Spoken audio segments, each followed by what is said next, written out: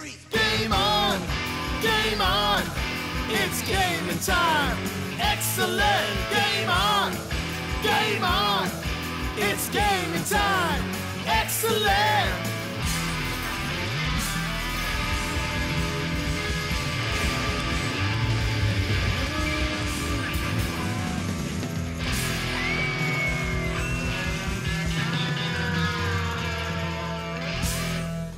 Oh, Dan. Hey, Mate. it's been a while. It has been a while. It's been a few weeks. Hello, my name is Pete. My name is Dan the Internet. And for the next, I don't know how much time we've got. Probably got 25 20 minutes? minutes or so left now.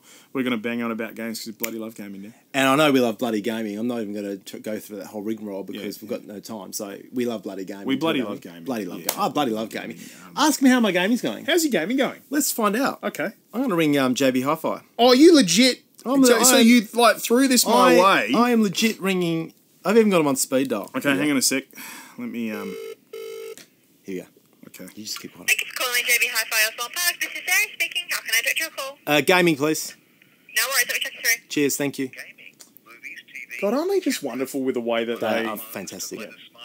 The on-hold thing's good too. Hello, Colin speaking. How can I help? G'day, Colin. It's just taking a punt. Any news on the Xbox Series X when I can do a pre-order? Xbox Series X. Let me just double check for you because we've only just figured out that we can do PlayStation 5 pre-orders. Oh, cool. So it's all a bit mad here at the Yeah, moment. no worries. I'll double check with both. Are you looking for the standard, like Xbox Series X, or do you want the S? The S, no, I want the X, the $750 one, whatever that one is. Yeah. Okay. Yeah. So with that one, Yep. we haven't opened the pre-orders for it yet. I know they did say to us that we'd be expecting like a stock shipment mid to late August, is what they said. Yeah, okay. So then so that'll mean I'd say early August or end of this month we'd open the actual pre-orders for them. Yeah, cool. Okay, so it's just best to keep ringing? Pardon? Just best to keep ringing until... Yeah, I'd say around those times, like end of this month to early next month. Yeah. Because we know that the shipment is going to arrive mid to late August, so we have to start doing it around that time. Awesome, mate. I'll be in touch. Hang on, sorry, mate. Did you say your name was Cohen? Yes. What were you saying about the PlayStation 5 pre-orders? Yeah, so at the moment we can do the PlayStation 5 pre-orders for the standard edition, like the disc edition. Yeah. So we can do those in the moment. We have got a relatively finite amount left, but we have been able to start doing them. And I think I'd say the estimated arrival time is max of 3 weeks, but we're hoping for next week arrival time. Right. Okay. And what's the deal? Is it like 20% down, or what's the go? With these ones, it's full payment to start off with. It's $749. We have to get it done on those because we have to start committing to these. So the demand is way too high for these, and the quantities are way too low. So we just stick with doing the full payment to start off with, and that just books you in. Right. Okay. No worries. Is it going really fast? Like, if I come back to you in an hour, would I get one, or what's? I know you can't promise that, but how's it looking? Yeah. Even if you came back in an hour, man, I think we should have enough within an hour, I'd say. Okay. No worries. I'll talk it over with the missus, and I will see if I can come back to you on it. Yeah, no, for sure. Yeah, just give us a call, and I'll help you out with that one. All right, game on, brother. Cheers, mate. All good. See ya. Bye. So that's my gaming. What do I do? Well, see, we didn't expect that, did we? Okay. We expected JB to give me the same bullshit I've got for the last 3 weeks. 4 weeks, actually. 4 weeks of ringing them up every week. Oh. Yeah, maybe late August. Oh, here we go. Oh, now you're putting your wife on. I'm calling my wife. She's at Crocs at the moment. You better tell her. You better tell her she's on the air. She's probably not going to answer because she'd be with the... 3 kids and... Well, and all of her girlfriends and stuff because they're all... They got the... Hello, you've called Liz Corelli. Please leave a message after the tone. I'll get back to you as soon as I can. Hey, hun, it's just me. It's 11:33. If I don't hear from you in the next 10 minutes, I'll assume that you're fine with me pre-ordering a PlayStation 5 for $749, and I need to get back to them within the hour. Okay, love you, bye. Well played, sir. Thank you, sir. So, I mean, what a time to be alive, Pete. You know, my console dies. Yep. We we had a very public wake for it. Yeah. You know, and a lot of support from the community. Support. So thank you so much for the support. I've fortunately, thanks to a legend I know called Bear, been able to, and bear in mind, Good one. Bear's given me his spare Xbox with his 2 boys on school holidays, who are pissed off. Oh wow, Bear. He's chosen me over his sons. I mean, that tugs. Good boy. Thank you. Yeah. So I have been playing, but I'm just dying to get this Xbox Series X. But I ring up JB every week. Oh yeah, mate, mid to late August. I'm like, that's 6 weeks away, man. Yeah, man. I can't go. And we had lockdown in that. We were in lockdown, and I could only game. Well, actually, I got the console, so it's fine. But imagine if I didn't have the console. I know, you'd be buggered. I'd be buggered. You'd be absolutely buggered. So, you know, I get the whole supply and demand thing. I did marketing at uni. I did economics for a little bit. I get it. But at the same time, enough's enough. Get some chips made. Get some consoles done! Well, Champ Chong, our good friend, yes, Champ Chong, the champ himself. the champ himself. Now, I saw one in 20 last night. Something about. I need to really quick. Here we go. Yeah. The PS5 came out 9 months ago, and it's still almost impossible to get one. You could have had a baby in that time, probably easier too.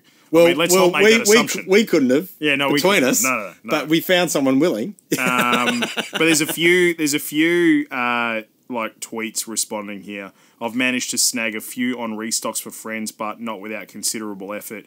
They just can't produce the chipsets quickly enough now. Yeah. That's the issue, isn't it? Yeah, and it comes down to what we talked about the other week, and this probably applies for the PS5 too. I don't know too much about that. Listen to this. My mate over in Sydney got real lucky a month ago. He just walked into JB and they had 3 XSXs in stock that morning. Oh my god! Sorry, keep going. But that's the thing, right? And the other option I've got is to go on Gumtree or eBay and look for one. You know, and there's been a couple that literally the guy in the ad said, "Open it once." Got the receipt, but I just don't know. It wasn't for me, and I'm like, well, I don't know. It's one of those things I don't think I want to buy secondhand. No, don't buy secondhand. Who's to know that he pulled it out of the box and dropped it? And we're like, shit. Yeah, you know and what he's I mean? just putting it back in, and because there's so much demand out there, like you could literally quite easily turn around and sell the joke of the whole thing is that it would have been 3 months ago, 4 months ago. I was in some stupid meeting here at work for something I didn't have to be involved in, and my brother rang me twice, and I was like, oh, I'll ignore it. I won't answer it. I'll wait till after the meeting. And I rang him after the meeting. He goes, I was at JB Hi-Fi. They had 2 Series X's. I wanted to know, want me to get you one? I was like, yeah, I would have liked that. Son of a bitch! Yeah, I know. But anyway, what's keeping me going is that sweet anticipation, Pete. The moment that I go into... I'm going to storm into JB Hi-Fi, wherever it is, put down my $750, pre-order that motherfucker, and then... when I get it home, I'm just going to make sweet love to it, I reckon. And mate, and you bring it in here when you get it. I want to see it too. Yeah, we'll do an unboxing. Hey, mate, I just wanted to quickly touch on something. Oh, yes. Because, it's huge. It's gone viral, but we saw, one of our wonderful content creation team put it up at gameonoz.com. Yep. The other day when it wasn't mainstream news. That's right. So, take that viral. Cop that. But a mint condition Super Mario 64 game selling for over $2 million. Now, you may have seen this floating around last night. So that, we record this, as I've mentioned, on a Wednesday. So last night it was doing the rounds on Channel 9 News and stuff. Yes. And, mate, they had it in the 5 bulletin and the 6 bulletin. Yeah, well, there you go. So clearly you're going for a younger demographic. You'll love to see it. It's sold for over $2 million Australian. And I thought maybe people have seen it floating around, but maybe they might like to know more of the details as to why. Yeah. Because there are a lot of people probably sitting on quite mint condition copies of these. Yep. Well, me, I've got 64. one there at my parents' house. I've got a whole bunch load of N64 games, but particularly Super Mario. I've got the box. I've got all the paraphernalia. What's the condition like, mate? It's mint.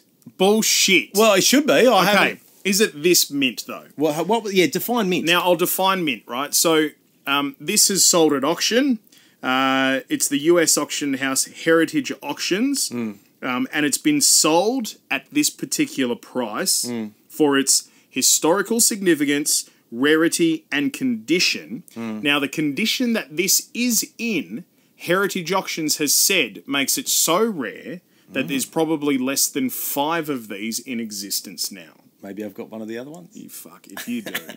Is yours open? Party on me. Yours is open, mine's right? open, yeah. So no, you don't. No, I don't. So let me give you a rundown, right? Yeah. So this is graded, and it's in like the vacuum sealed plastic graded with a little tab across the top with a score. Yeah. That means it's been to the grading, organisations of all grading, WATA, WATA. Yeah. These guys are the ones that grade all of the top line shit. Okay. This has been graded at a 9.8. Wow. Now, it is still in its sealed shrink wrap. Oh. And they grade it so meticulously that they even grade the condition of the shrink wrap. Yeah, right. So it's at a 9.8 still in its shrink. I mean, that tells you how good the shrink wrap itself is, let alone. So, clearly, whoever has been sitting on this, it's been sitting somewhere, God knows where.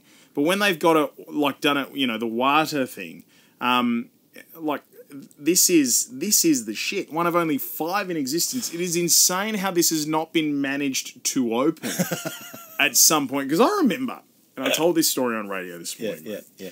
I remember 1996. Yeah.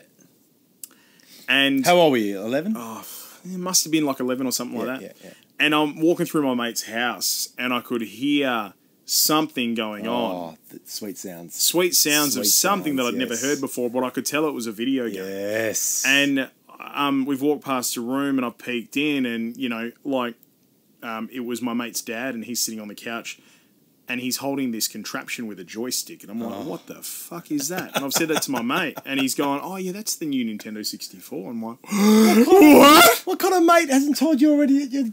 I'd be on the phone. Come over, Pete. He liked to do things outdoors. Yeah. So there's something wrong with him. Anyway, I've walked in there, and his dad's going, do you want to go? And he was playing Super Mario, and I'm looking at it, and here's Super Mario. Yeah, I know. And he's running around in 3D. Yeah. He's upright, yes, mate. Like, he's jumping around, and he's ground pounding, and he's swimming in the water. Yes. And we look back on it now, and admittedly, it's polygons, but doesn't matter. He's swimming in beautiful blue water, and he's collecting stars, and he's doing all this shit. Yes. And I'm like, oh, what's this? Anyway, yeah, I've saved all my confirmation money. I bought me Nintendo 64. I bought it with Super Mario 64. And I ripped that box the fuck apart to get to this game. I remember it, right? Anyway, fast forward lots of years later, okay? And I went through my collecting phase a while ago. So I have on hand, if you're looking around on Marketplace, or you're looking around on Gumtree, or you're looking around on eBay, I have on hand what you would probably class as, on those platforms and in those circles, a 9.5 out of 10 mint condition. It's in a plastic, like a clear plastic case. Of Mario? Which you can open it. Yeah. Oh. You can open it, you take it out. The box is in beautiful condition. Yeah. Right?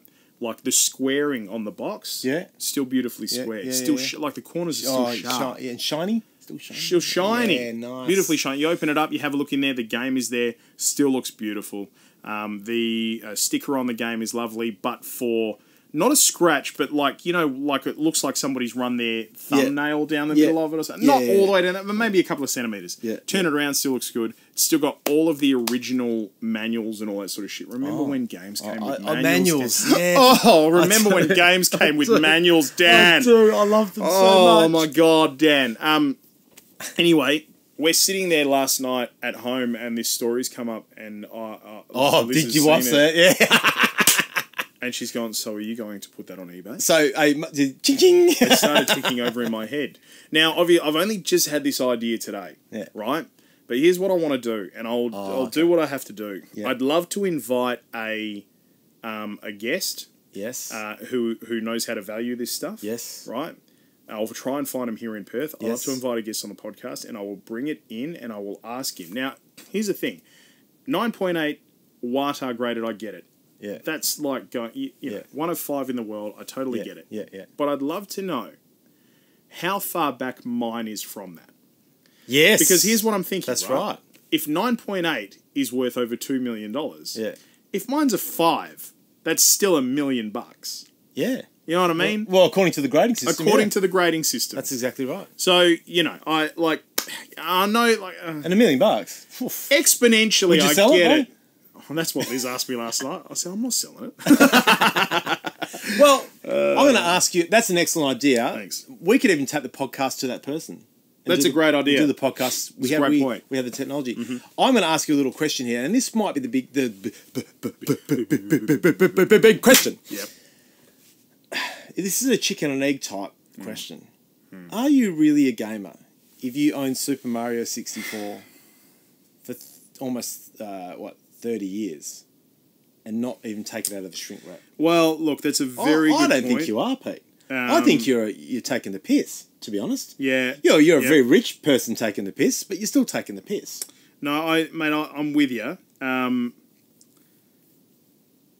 the thing is, there has been some updates to this, right? Okay.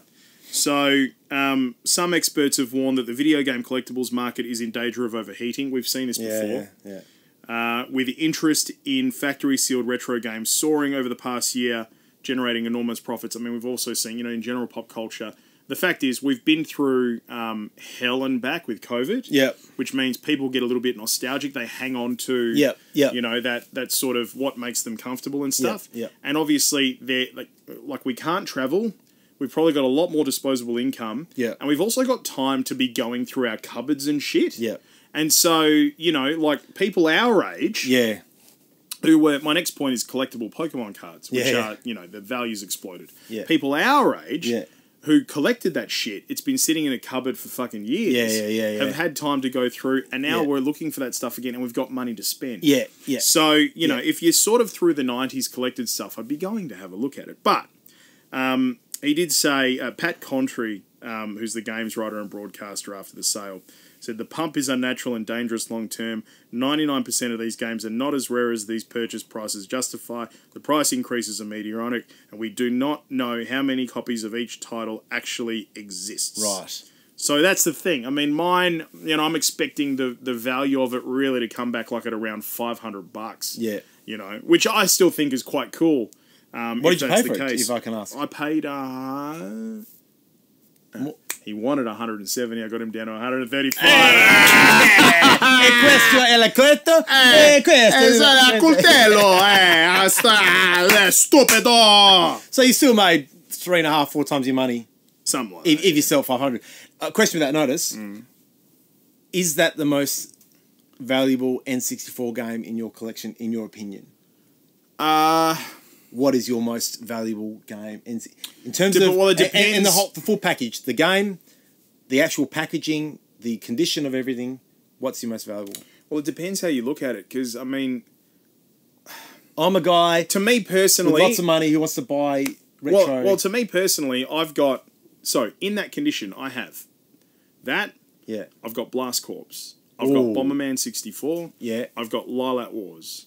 I've got Ocarina of Time. Yeah, okay. Now, to me personally, Ocarina of Time is higher on my billing in terms of looking at my collection than Super Mario is. Yeah. But in terms of the pop culture, right? Super Mario 64 was the first time that we got to see him in 3D. Yeah. In all of that. Well, it was the first time he did that. It's the first time he had a voice. Yeah. You know what I mean? Yeah. So this is the first time he really came alive. This Charles is when, Martineau. Right. Our good friend. Our good friend. It's a moment that transcends culture. It's a moment that defines culture. It's a moment in time for culture. Yeah. So culturally, Super Mario is probably the most important thing. Okay. But to me, probably my Ocarina of Time. Yeah. Well, this is mine. Oh, God. And we'll show that to the screen. Star Wars Rogue Squadron. Star Wars Rogue. I've got that. That is somewhere at my parents' house. They've got a big house with lots of shit in it, so I've got to go through it all. But somewhere in that house is a mint condition, mint package of that Star Wars Rogue Squadron. That's gorgeous. Absolutely gorgeous. Danny boy, we don't make sure you find it. We don't have all that much time, but we do have to quickly jump into our listener questions. Our dear friends. So these are GOA members, the GOA Legends Club. Yep. Welcome to a few new ones that have jumped in lately. Welcome. So it's really nice to have you guys. Yes. Thank you. So this is our paying members who get to feast on a whole heap of deals and all that sort of stuff. $11 a month. Blah blah blah blah blah. You can see it all at GameOnOz.com. Yep. But they also get a super secret subscribers channel in the GOA Discord. And they get to ask us questions that come on the pod. Gamma asks, what games are you looking forward to playing in the coming months? Just give us a quickie. He says FIFA 22 in October. Yeah, actually... I can finally play as Perth Glory in 4K on my Series X. I'm pretty keen on that, actually. I think I'm going to make the switch to FIFA. Oh, yeah? Yeah. No more Pro Evo? No, I reckon I'm done. Really? Yeah, I'll give FIFA a go. I don't really give FIFA a go, but I think I'm going to play that. Jesus, mate, that's a big call. Yeah, the Euros have got me all excited again. Especially for you. Oh, mate, here. You had a bit of a moment the other day. That's a What about you? beauty. You know what? Okay, so this is short term. I'm not really thinking long term. But I really want to get the latest Mario Golf game. Oh, I've got that. Yeah? It's unreal. Now, Grumpy Goron, one of our content creators, so last week when we did the pod, or it might have been the week before, actually said, gave me a suggestion for a different golf game. He says is actually better. Okay. And I think you can get it on the PlayStation 4. Yeah. Forgive me, I forget what it is now, but if you go to the podcast a couple of weeks ago, you'll find it. But, I mean, I love a Super Mario game. I love the spin that they put on the traditional stuff. And it just looks like a lot of fun. And I like the idea of actually standing up in my living room with the Joy-Con. Yeah. Oh, it actually, what I will say, it gets a bit dangerous. Will smacked me. He went, bang! It's like, mate, move! Get your space. But then what you do, because then you hit it and then you run. You got to run to the ball. So really? Yeah, so you hit it, like you play the motion of hitting it, and then you... Can you get a buggy? No buggies. Bullshit. Yeah. Oh, wow, that's cool. So there you go. Yeah. Love to hear yours as well, so let us know. We've really only got time for us to pick another one of these because, like, they're actually quite deep. And I'm going to pick Kaiju Kais. Okay. I've got a pretty hard-hitting one, he says. How do you feel about more racially diverse casts of characters in video games? With, thankfully, more and more video games including more people of colour and from different backgrounds. Do you think that their culture and background should be included and honoured as best as it can? And should video games be setting more political and tackling hard-hitting subjects like racism, sexism, and other situations that negatively affect people? Or should video games keep a neutral standpoint and strive to be far more escapism than realism? Oh, far out. What a great That is a question. belter. Beautifully articulated as It well. really is. Kai.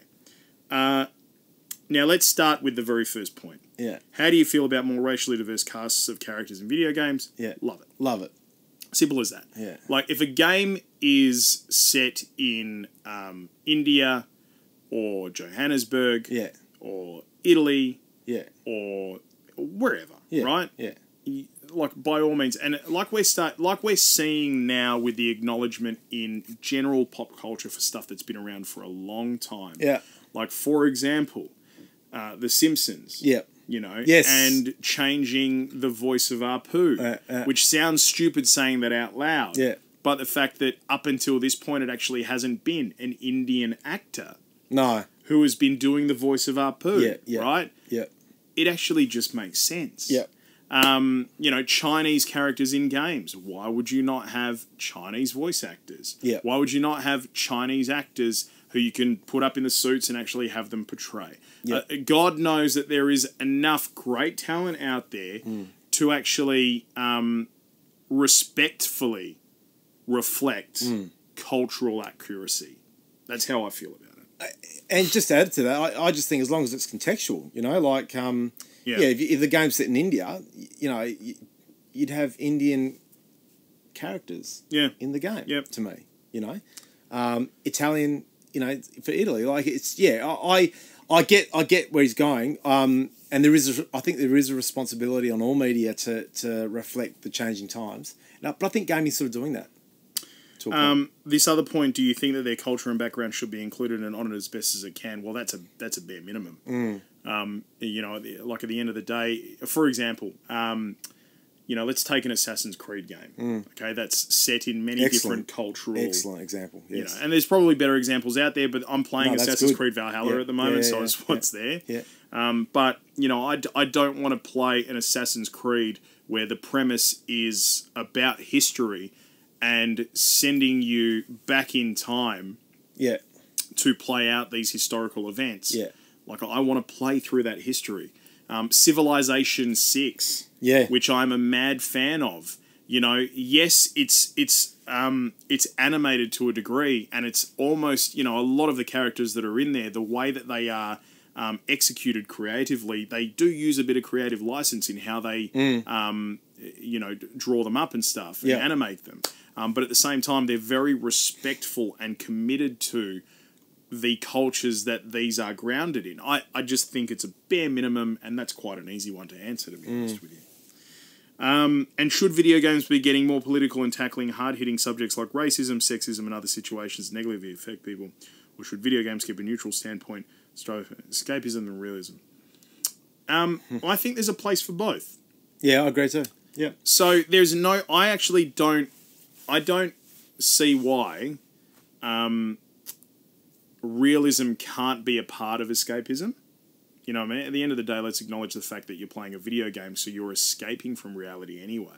Yeah. But there's no reason why. Like again, bringing it back to Assassin's Creed Valhalla, like, I use it as a form of escapism. Like, I sit there and I'll just disappear for an hour and I'll just get so engrossed in this game. But there's a lot of reality in terms of historical accuracy that's built into this game, right? But, I mean, you're talking about other things like racism, sexism, and other situations that negatively affect people. Well, we're actually seeing that in a lot of video games that we do play these days.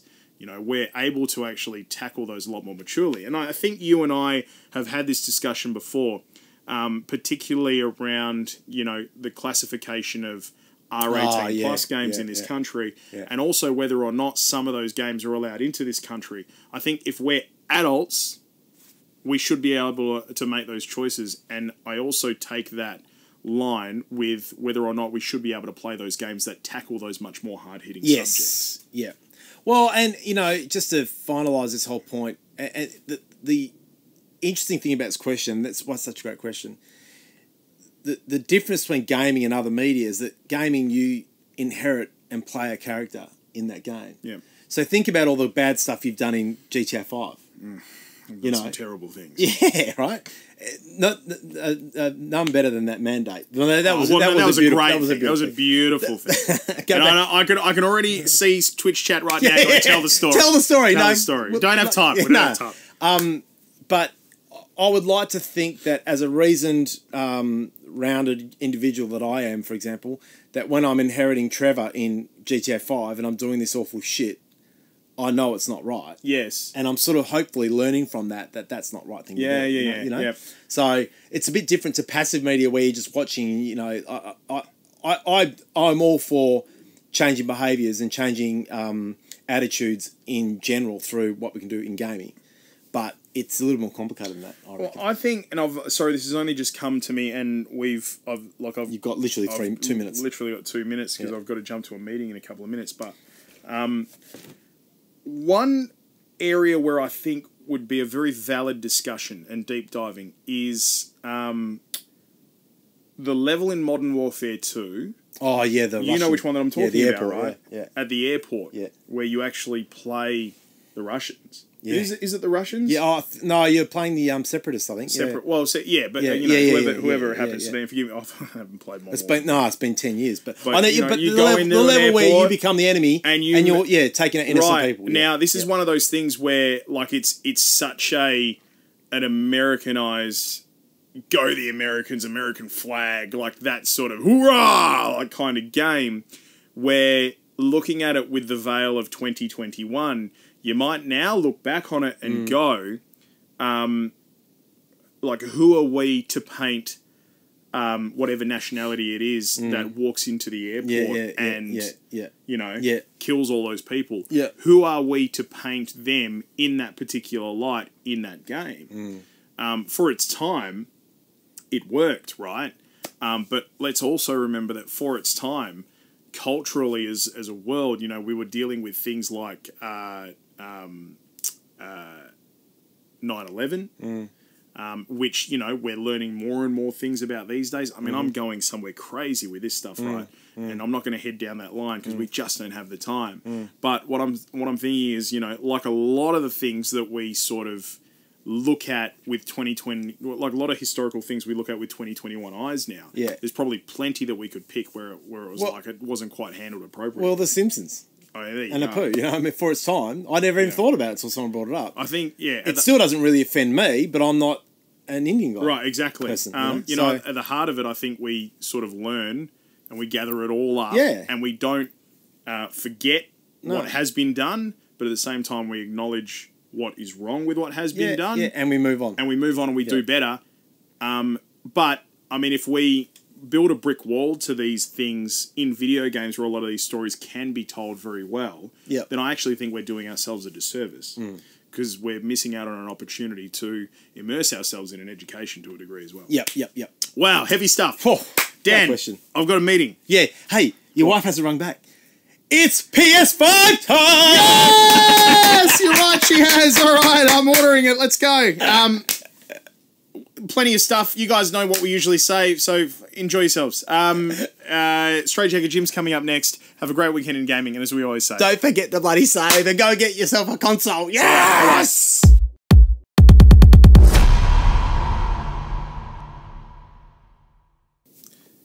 hey guys, thanks so much for watching. Thanks for all your support.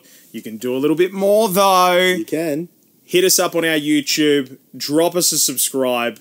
Is that how the cool kids say it? Exactly right, mate. Smash that Boom. subs button. Smash that subs button! Ah! And, yeah, you get to enjoy more GOA content. Do it.